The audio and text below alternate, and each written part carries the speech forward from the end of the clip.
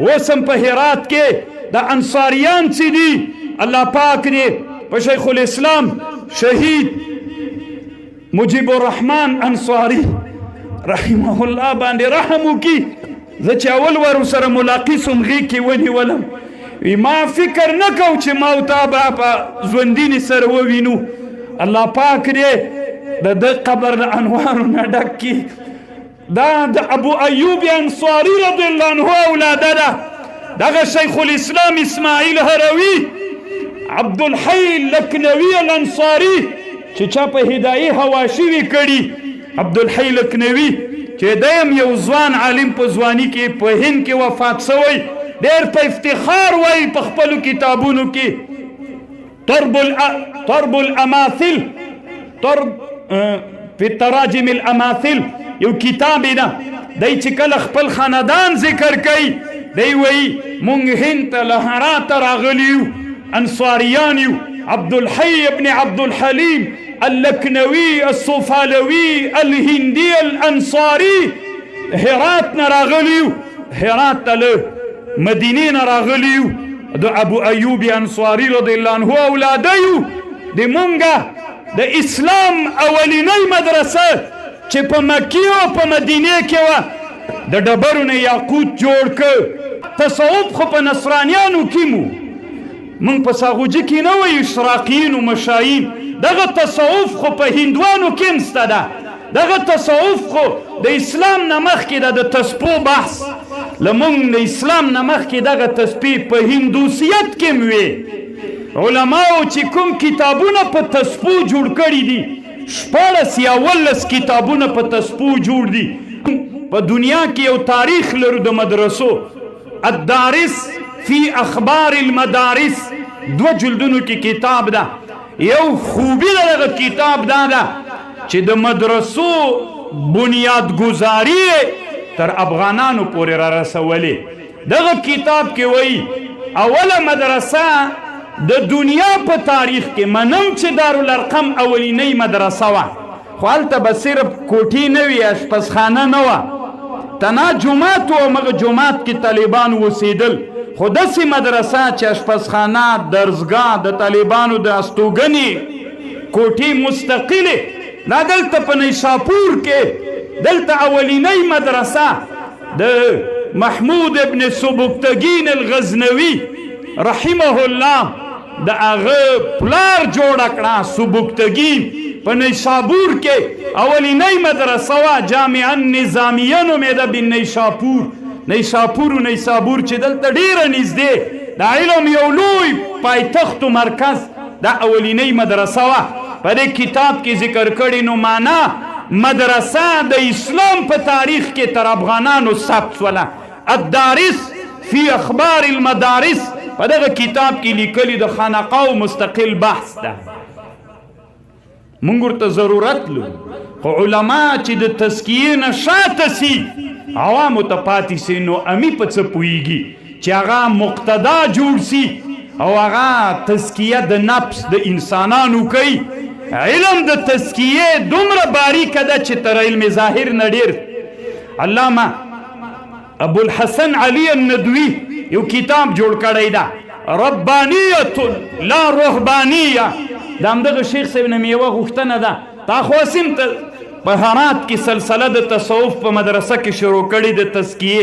دا کتاب هم راتلونکي کال کې درسن په مدرسې ته راوړه، درس کېږي دی چې د طالبان علم د تزکیې وپېژني. ربانیة لا رهبانیه. دغه تصوف خو په نصرانیانو کې مو، مونږ په ساغوجي کې نه وایو اشراقیین و مشایین. دغه تصوف خو په هندوانو کې نسته ده. دغه تصوف خو د اسلام نه مخکې ده. د تسپو بحث لمونږ د اسلام نه مخکې دغه تسبیح په هندوسیت کې م وې. علماو چې کوم کتابونه په تسپو جوړ کړي دي 14 یا 18 کتابونه په تسپو جوړ دي. نو عبدالحی لکنوي صاحب د تسپو په اړه کتاب جوړ کړی، ما سره سته. دا د هندوسیت په دین کې م وې.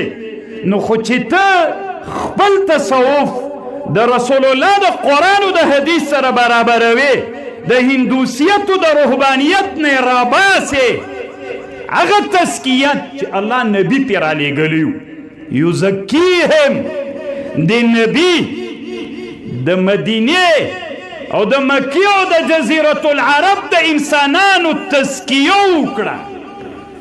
څه رقم تزکیه یې وکړه؟ دې ډبرو کې یې کمال پیدا کړ. دغه ډبره وه یو سړي نه د تزکیې په واسطه باندې یزکیهم ویعلمهم تزکیه م وکړله، علم یې ورزده کړ. ابو بکر صدیق، عبدالله ابن ابي قحافه په نړیوال حیثیت یې پیدا کړ. ما مخکې ویلې عوامو د ما د خبرو مقصد دا ده، د مدرسې هدف دا ده مدرسې کې د لوټو نه یاقوت و زمرود جوړیږي. د غرب روزل سوي شاګردان د شیطان و د ابلیس په لاره باندې پرنګیان نن د مدرسې په ضد باندې خبرې کوي. مدرسه د څه شي جای او مدرسه د څه شي جای؟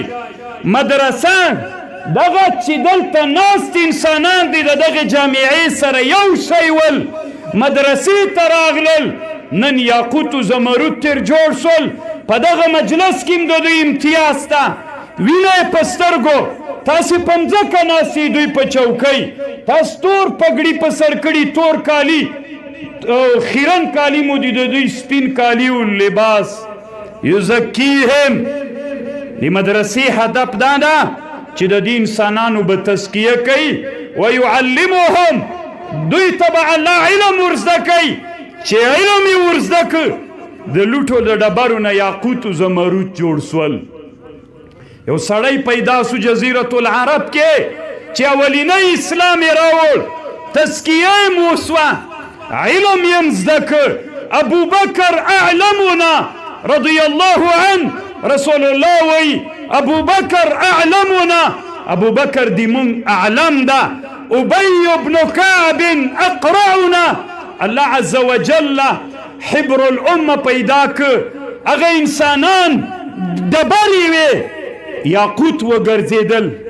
نن که افغانستان کې الله عز وجل داسې یو څوک پیدا کی چې د ابو ایوب انصاري رضی الله عنه اولاده وي، سوونه کاله پې تیر دي، په هرات کې یو سړی افتخار کوي چې زه د هغه یاقوت او د زمرود د اولادې نه یم چې په جزیرة العرب کې ډبره وه.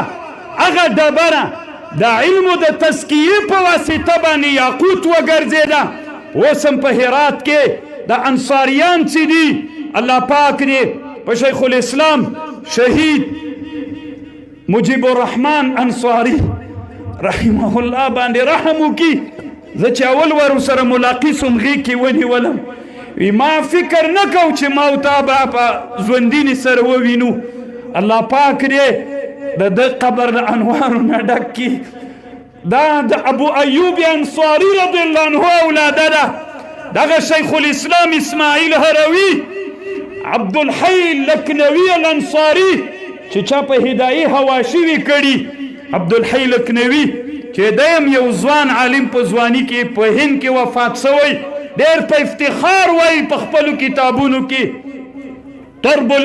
طرب الاماثل فی تراجم الاماثل یو کتاب ده. دی چې کله خپل خاندان ذکر کوي دی وایي مونږ هند ته له هراته راغلي یو، انصاریان یو. عبدالحی ابن عبدالحلیم اللکنوي الصوفالوي الهندي الانصاري هرات نه راغلي یو، هرات ته له مدینې نه راغلي یو. د ابو ایوب انصاري رضی الله عنه اولاده یو. د مونږه د اسلام اولینی مدرسه چې په مکې او په مدینې کې وه، د ډبرو نه یاقوت جوړ کړ.